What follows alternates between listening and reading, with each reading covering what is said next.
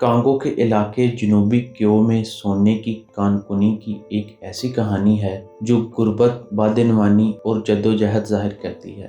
یہ ڈاکومنٹری نہ صرف کانکنوں کی روزمرہ زندگی کی مشکلات کو اجاگر کرتی ہے بلکہ یہ بھی دکھاتی ہے کہ قدرتی وسائل سے مالا مال ہونے کے باوجود یہ خطہ ترقی سے محروم کیسے رہا۔ کانگو کے کانکن جدید مشینوں کے باوجود پرانے اور غیر محفوظ طریقوں کا استعمال کرتے ہیں اور ان طریقوں سے سونا نکالتے ہیں۔ وہ ایک خاص قسم کا چپکنے والا مادہ استعمال کرتے ہیں تاکہ زمین میں سے سونا نکالا جا سکے۔ یہ تکنیک نہایت غیر مؤثر اور خطرناک ہے۔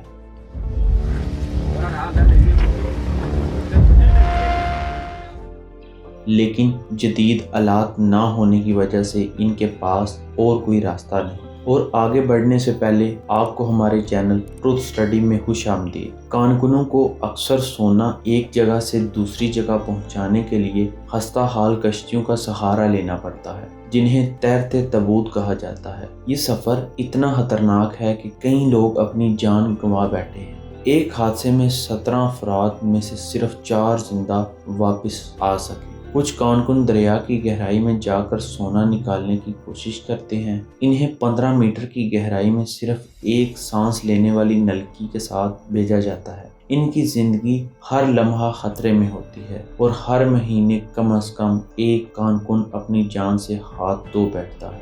سونے کی کانکنی میں مرکری کا استعمال عام ہے، جس کی وجہ سے سالانہ 1 ٹن مرکری دریا میں شامل ہو جاتا ہے۔ یہ نہ صرف پانی کو زہر آلود کرتا ہے بلکہ آس پاس کے ماحول اور انسانی صحت پر بھی سنگین اثرات ڈالتا ہے۔ حیرت کی بات یہ ہے کہ کانکن ان خطرات کو نظر انداز کرتے ہوئے دعویٰ کرتے ہیں کہ وہ اس پانی کے عادی ہو چکے ہیں۔ کانگو میں چینی کمپنیاں جدید مشینوں کے ذریعے زیادہ مؤثر طریقے سے سونا نکالتی ہیں۔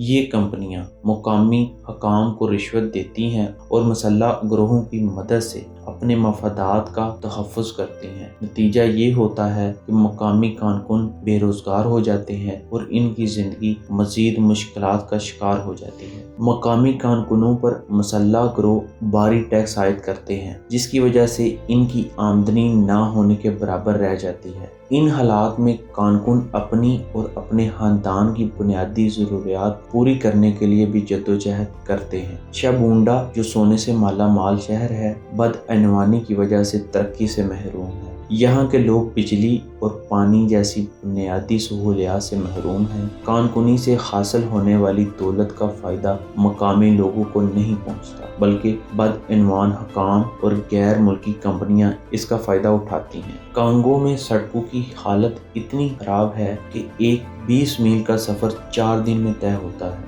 ڈرائیور جیسے جونیئر روزانہ اپنی جان ہتھیلی پر رکھ کر سفر کرتے ہیں۔ انہیں نہایت کم اجرت دی جاتی ہے جو ان کے اخراجات پورے کرنے کے لیے ناکافی ہے۔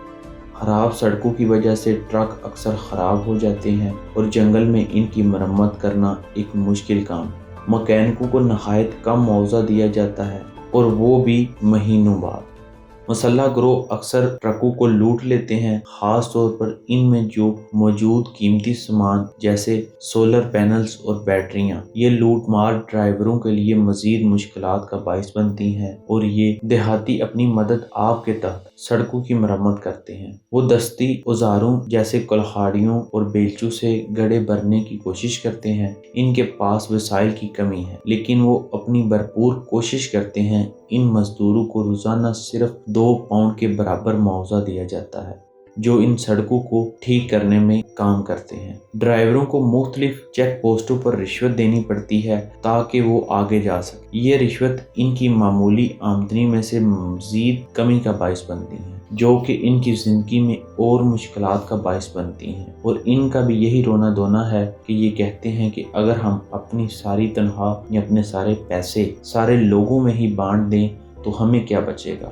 کانگو کے لوگ، خاص طور پر کانکن اور ڈرائیور، امید کرتے ہیں کہ حکومت سڑکوں کی مرمت کرے گی اور بنیادی سہولیات فراہم کرے گی، لیکن بدعنوانی اور ناقص حکمرانی کی وجہ سے یہ خواب حقیقت بنتا دکھائی نہیں دیتا۔ ان تمام مشکلات کے باوجود کارکن ڈرائیور اور دیہاتی اپنی زندگی کو بہتر بنانے کی کوشش میں مصروف ہیں۔ ان کی ہمت اور عزم اس بات کی عکاسی کرتے ہیں کہ انسان کس طرح سخت ترین حالات میں بھی جینے کا راستہ تلاش کرتا ہے۔